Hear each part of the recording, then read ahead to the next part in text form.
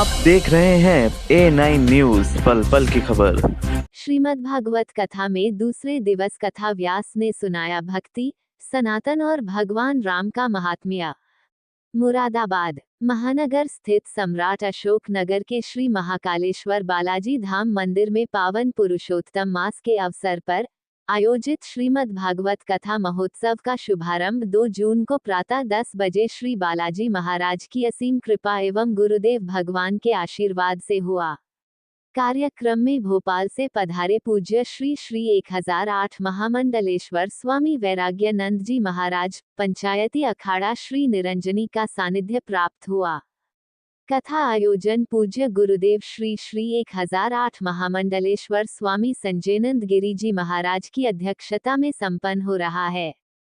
कार्यक्रम के अंतर्गत गुरु माता श्रीमती अनीता अग्रवाल, श्री संजीव अग्रवाल, श्रीमती राखी अग्रवाल, श्री कमल अग्रवाल, श्री राजीव गुप्ता, श्रीमती छवि गुप्ता, श्रीमती मीनू सविता, श्रीमती गौरी, श्री सुमित, श्री बलवीर, श्री बालेश तथा श्रीमती प्रिया गुप्ता ने विद्वान आचार्य श्री गणेशानंद एवं अन्य आचार्यों के निर्देशन में मुख्य यजमान के रूप में मंडल पूजन संपन्न कराया। मंडल पूजन के उपरांत कथा व्यास महाराज ने श्रीमद् भागवत कथा की अमृत वर्षा प्रारंभ की। कथा के द्वितीय दिवस उन्होंने अपनी ओजस्वी वाणी से सनातन धर्म के महत्व, भक्ति की शक्ति एवं भगवान के प्रति अटूट श्रद्धा का संदेश दिया। उन्होंने संत मीराबाई के जीवन का उल्लेख करते हुए कहा कि मीरा जैसी अटूट भक्त विरले ही होती हैं, जिन्होंने सांसारिक वैभव और राजसी जीवन का त्याग कर भगवान श्री कृष्ण की भक्ति को अपनाया। कथा व्यास ने कहा कि भगवान भोलेनाथ सदैव भगवान श्रीराम के ध्यान में लीन रहते हैं।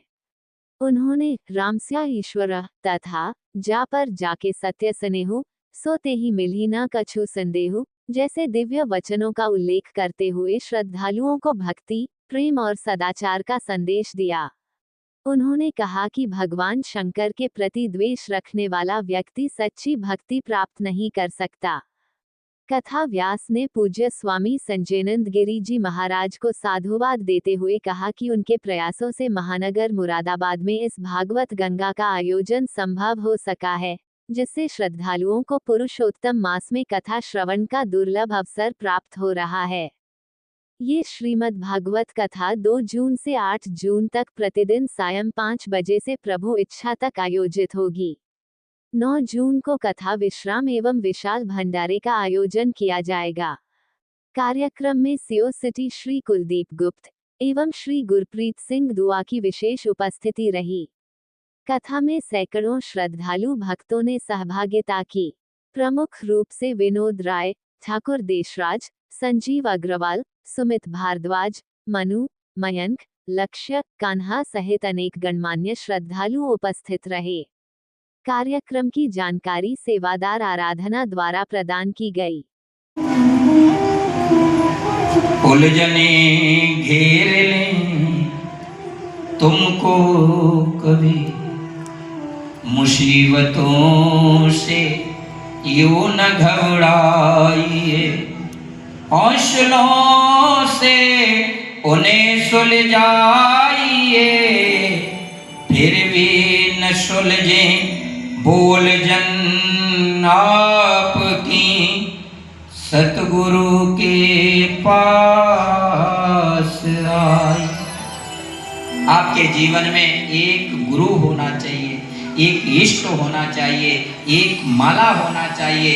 मंत्र एक, माला एक, गुरु एक, पंथ एक, ग्रंथ एक। लेकिन हम तो अनेकों ग्रंथ हैं।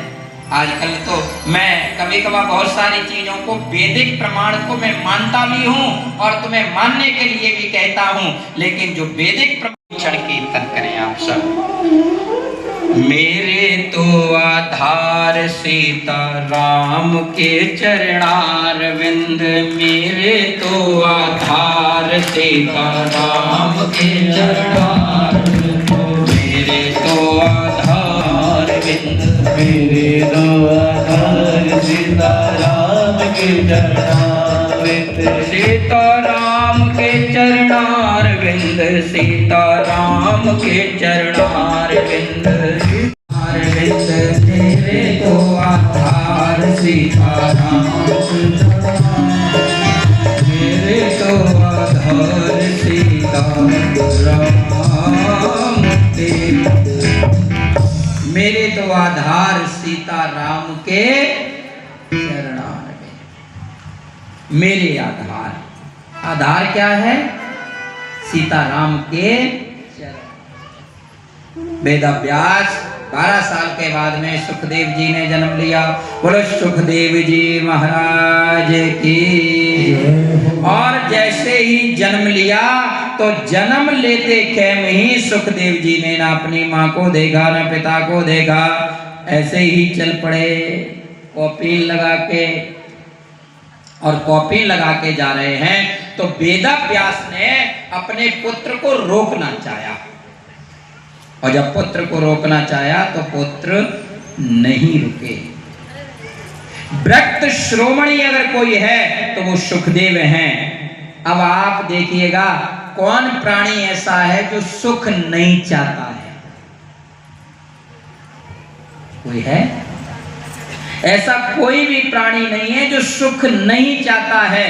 और सुख चाहता है तो सुखदेव के मुख से भागवत कथा गाई गई हो, वो सुख देने वाली होगी कि नहीं? वो भक्ति देने वाली होगी कि नहीं? वो धन धान्य से परिपूर्ण करने वाली होगी कि नहीं? लेकिन हम लोगों को तो भागवत पर ही शंका हो जाती है कि भागवत कैसे दे सकती है। भगवान कृष्ण की ये वाममय मूर्ति है भागवत, यानी कि भागवत जहाँ हो रहा है वहाँ भगवान कृष्ण विराजमान रहते हैं। परम पवित्र पुरुषोत्तम मास है। इस महीने में भक्तों अधिक से अधिक भगवान का संकीर्तन, भजन, गुणगान, कथा को श्रवण करना चाहिए। उसी से हमारे समस्त, इसीलिए पूज्य महाराज श्री के मुखारबिंद से आप सभी लोग कथा को श्रवण कर रहे हैं, और आप सभी अपने नगर में, क्षेत्र में, पड़ोस में सबको सूचित कर दें कि सुंदर वेंकट हाल में विराजमान होकर नमः पार्वती पतये हर हर महादेव शंभो। सभी भक्तों प्रसाद लेकर ही जाएंगे। सभी भक्तों के लिए विशेष सूचना कि श्रीमद् भागवत महापुराण में जो भी आप सभी लोग सहयोग करना चाहते हैं, पूज्य महाराज श्री से आप लोग मिल सकते हैं, भेंट कर सकते हैं।